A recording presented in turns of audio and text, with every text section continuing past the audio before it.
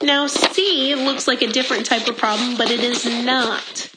Here in C, we actually have negative exponents. Well, negative exponents, remember, just turn into their own little fractions.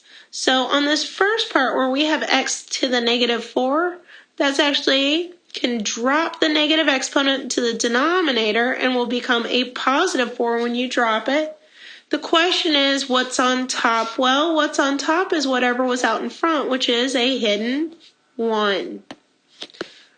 Minus, now, again, we have an x to the -2. That can drop down to the denominator and become a +2. What's going to be on top, though, is what was already out in front, which is a 5. Minus our 36 that was already there equals 0. Now I want to clear all the fractions just like before by multiplying by a common denominator, or the least common denominator, which is x to the 4th. So I'm going to multiply each and every piece by an x to the 4th. Let's see what happens. Well, in this first piece, what's going to happen is those two x to the 4th cancel, leaving me with just a 1 minus, we do have the 5 on the next piece, but I can cancel out 2 of the x's on the bottom with 2 out of 4, which leaves me with an extra 2 x's left over. And on my last piece, nothing cancels out, so I just end up with a -36 x to the 4th. But at least on the other side, I do have 0 times my x to the 4th, which is still going to be just 0. Notice this kind of looks like something that is a quadratic equation, which is good because then we can factor it. We'd start out with what two factors of 1, our first term here, equal 1. Well, there's only 2 factors of 1 that give us 1, which are 1 and 1. Then we'd look at the last piece, which would say what 2 factors of -36 are going to add up to that middle piece, which is a -5 here, this -5. Well, that would be a -9 and a +4. So a -9 and a +4. The question is, how do I make sure I get the x to the 4th?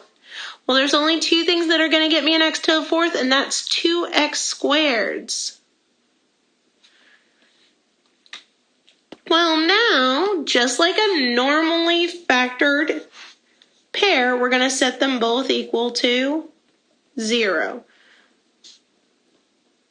And we'll solve them like we would normal equations. So on the first one, we'll subtract 1 from both sides, which gets us a -1. Then we'll divide both sides by a -9, which will get me 1/9. Now that I've got an x squared equals 1/9, how do I get rid of the squared? I'm going to take the square root of both sides.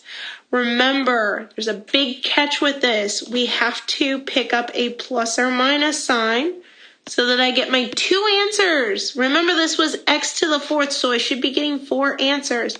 So I get x equals plus or minus. Well, the square root of 1/9 was 1/3. So I get 2 answers from this little piece. +1/3 and -1/3. I still have to do this with my other side of my equation. Well, that was my 1 plus 4x squared. Well, in that one, I need to subtract the 1 from both sides, which will give me 4x squared equals -1. Then divide both sides by 4, which will be -1/4. Then, just like the last one, I'm going to take the square root of both sides, but do not forget your plus or minus symbol again. So again, I should be getting 2 answers from this. So that'll give me x equals plus or minus. Well, remember, there's a little bit of an issue here. When you take the square root of a negative, it comes out as an I. Then when we take the square root of the 1/4, we just get 1/2.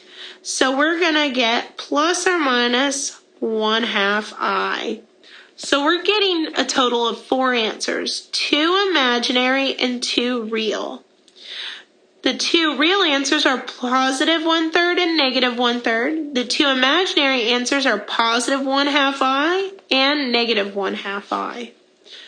But that's it for that problem. There are 4 answers, and those are all 4 of your answers.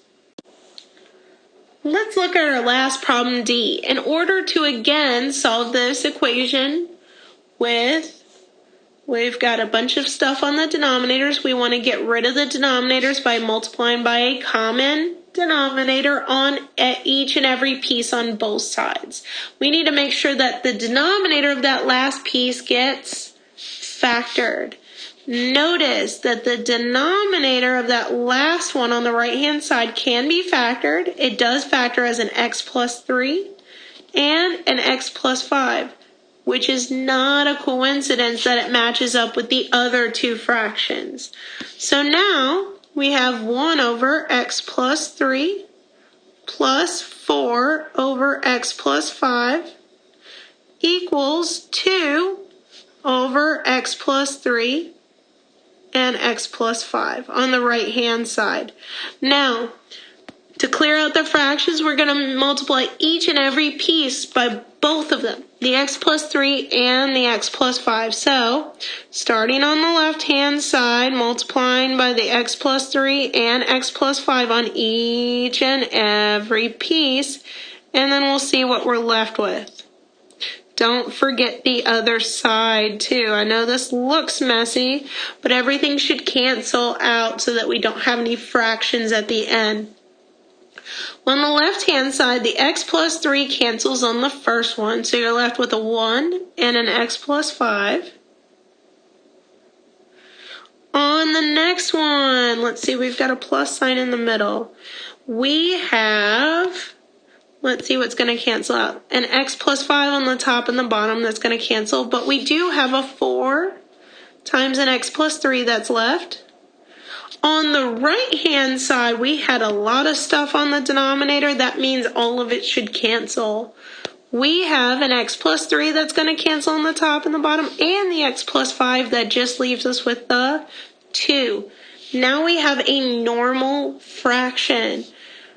Then we've got a normal equation without any fractions. So let's multiply out the 1 and the 4 to these 2 pieces.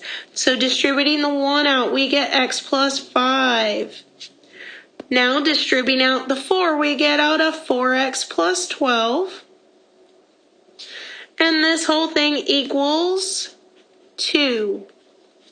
Now let's combine our like terms like we would in a normal equation. We've got an x and a 4x, which will give me 5x.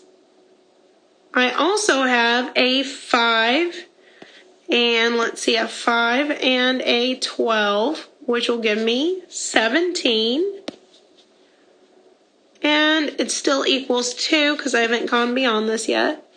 So then we'll subtract the 17 from both sides, which will give me 5x equals negative 15. Dividing both sides by 5, we'll get x equals negative 3. And we do run into an issue here. The question is why? Notice the solution, x equals negative 3, makes actually 2 of our denominators equal to 0. Although that's not what is important. What's important is that at least one of the denominators will equal 0. So this is what we were talking about in the beginning of this section, that this is a false solution.